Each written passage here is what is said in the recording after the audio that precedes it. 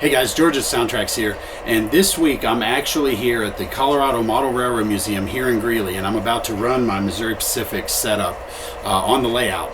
Now, one of the things I've done is all 6 of these locomotives all have Blunami, and so I'm going to show you really quickly today how easy it is to consist 6 locomotives using Blunami, and then we're going to show you some screenshot videos, run-bys, as we run across the layout.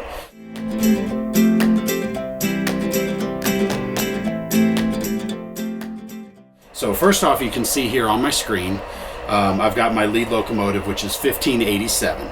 So what I'm going to do is I'm going to click this little chain link down here on the bottom, and it's going to pull up a list, and that's A, B, C, and D. Now, each device has the ability to control up to 4 consists. Now, these consists can be of any number of locomotives, but in this case, we have 4 individual consists the device is able to run.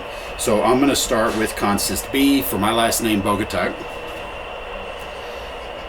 And as you can see here on the screen, it is now identified as consist B. Now we're going to go to our second unit, and this is number 2117, and I'm quickly going to do the same thing. I'm going to click my chain link, and I'm going to click consist B. Now, as you notice, the throttle has disappeared, but I have 2 questions. Is this a rear loco or a middle loco? Since it's a second unit in a 6-unit consist, I'm going to go ahead and click middle loco, and then is it facing forward or facing backwards? It is facing forward. I think you guys can see this in the camera. Yeah, you can kind of see it. We've got a head and facing forward, so you can see my screenshot. So now I'm going to go to the next locomotive, and that's 1603. So again, I'm going to click my consist B, and again, middle or rear, facing forward. In this particular case, it's facing rearward. Now what I'm going to do is I'm going to go over to the next locomotive, which is 1538, and I'm going to do the exact same thing. I'm going to click consist B, and this is a middle loco, and in this case it is facing backwards. You can see how quickly and easily we're adding these locomotives to the train.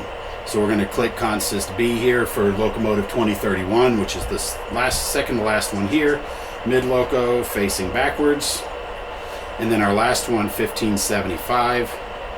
Now this is going to be the rear loco, and then this is actually facing backwards as well.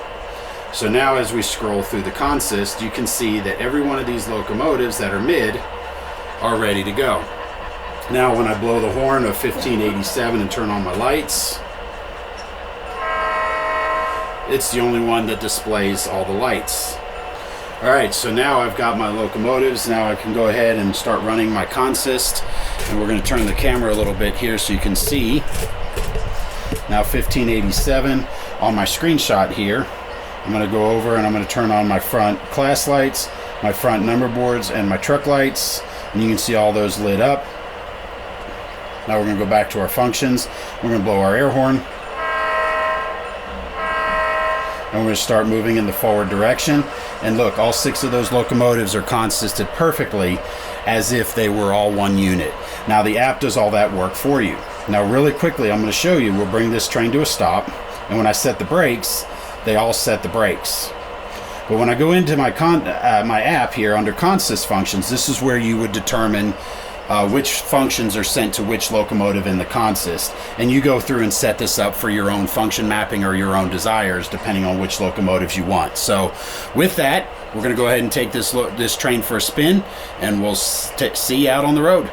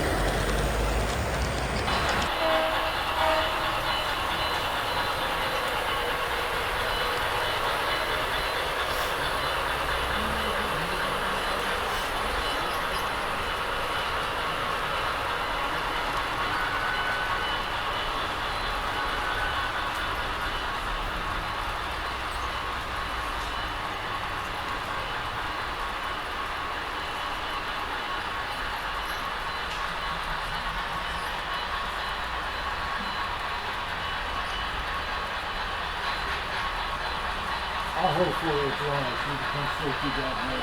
Okay. I don't know if you noticed, I didn't so far as put the MU cables on.